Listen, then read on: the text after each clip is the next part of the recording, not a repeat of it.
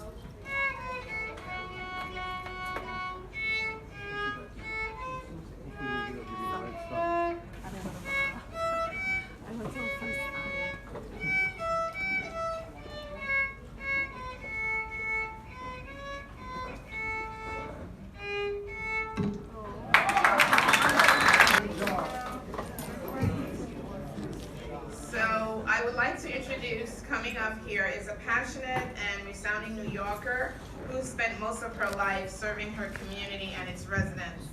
And I don't think I need to describe her much further. Our Executive Director, Ms. Christina Contreras.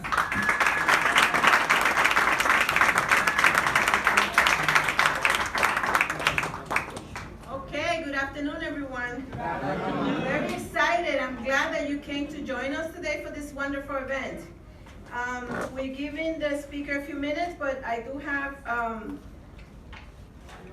I think I can kill some time.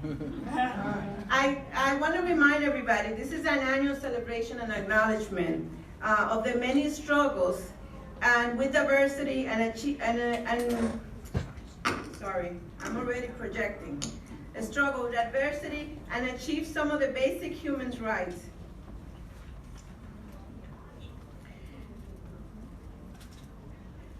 For the basic human rights that we enjoy today.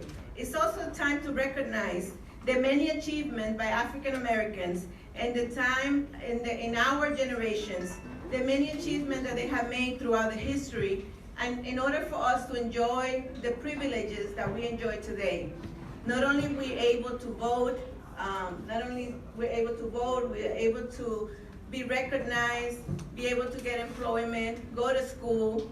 Again, like I said, basic human rights. There are countless important influential Black American individuals that we can thank, respect, and honor for paving the way so we can have a voice.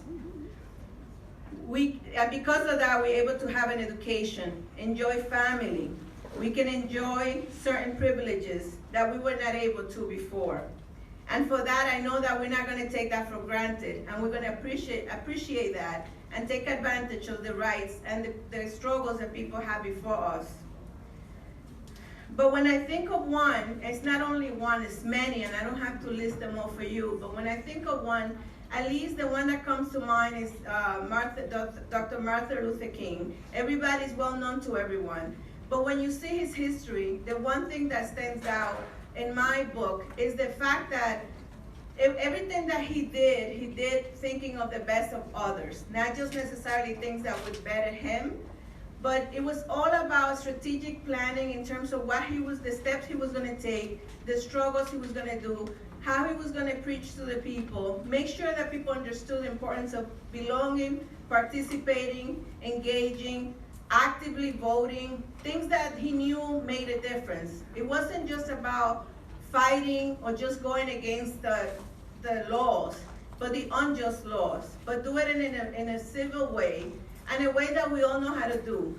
But the fact that he was able to send that message, it wasn't just about complaining, but empowering people, encouraging people. And that's what made the difference, right? Everything that he did, it was very interesting in his path. Even things that put him at risk and his family, he chose because he would have opportunities to make a difference and impact people. And that's what's important. And the reason I'm saying that is because if you think about it, those are the kind of concepts that we have to think that we can translate into what we do now. It's not about just sitting somewhere and complaining. We have to be organized. We have to be engaged. We have to participate. We really, that's the only way that our voice are going to be heard, and it's going to make a difference. And in terms of all the accomplishment, there was a lot of great people, and there was a lot of contributions in the culture, and generations to come will make a difference. And we have a lot of privileges now that we should be able to be thankful for and enjoy, but move that agenda forward so we can do better for our future generations. And that's not going to happen unless we are structured and strategic about things that we do. They don't happen randomly, right? We have to support each other. Right. We as minorities have to stay together, strategically plan, organize ourselves, support the common themes. We're all trying to do great things for the community. We can't be working against each other. We have to think of the betterment of the future and the basically our generations, right? Because our generations, our kids, our grandkids, they depend on the decisions that we make today. And that's what is so important, because we learn from the past. History, I'm not good at history, but history is very important because it shows us the struggles that other people had, the strategies they had, so we can make better decisions for the future. And again, please don't take for granted. This is why this month, I'm glad it's a month, but it's really every day for us. Every day we have to acknowledge the benefits and the privileges that we have, because other people took risk, other people took the steps. And it's not for everybody to be a leader, but you have to be involved, you have to be supportive. You have to support each other. When somebody needs you and they're willing to take that step, support them. There's different ways of supporting the common themes, the things that we need, the things that we're fighting for, the things that we think they're right for us. And again, it's about supporting each other, working together, following the leads, and it's a lot of different ways. And this is why it was so interesting when I was reading about Martin Luther King, Dr. Martin Luther King, because it's not about one person, right? And the way that he was able to influence others is because everybody contributed in different ways. But in the force, the unity was the force. It wasn't just he was preaching and he spoke beautifully. It was beautiful in terms of the speech that he gave, but it's the fact that, you okay? It's the fact that it's not just the message. He was able to deliver because people follow that. He was able to relate to them, and he found a common theme for everyone to feel comfortable and feel strong and feel confident.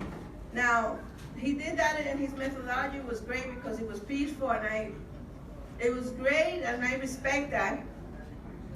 but it's not always easy. But at the end of the day, what the message that I want you to take today from me is, let's stay focused, let's organize ourselves, let's look at things that how to improve the society, how to improve the neighbors, how to help each other. It's really, we can't just be isolated and working by ourselves. It doesn't work. We gotta work with each other, we gotta support each other. And that's the only way that we can make a difference. Okay. So now, and I mentioning some of the people that made a difference in the history, we have to say that we are privileged here because, yes, for future generations, we can always talk about people that influenced in the past, and there's a lot of people, like we saw last year that we celebrated, there's a lot of people that are currently in positions, that are in power positions by the people, and they're there to speak on our behalf and represent our views. And our job is basically to support those people and be proud of them.